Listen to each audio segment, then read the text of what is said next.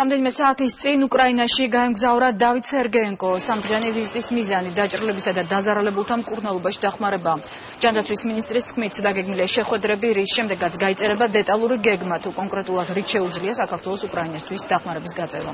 ადგილზე დახმარებასთან ერთად არ გამოირიცხება საქართველოში დაახლოებით 100 პაციენტის ჩამოყვანა და მათი მკურნალობა. ჯანდაცვის მინისტრთან ერთად კიევში გაფრინდა საგანგებო სიტუაციების დეპარტამენტის ხელმძღვანელი.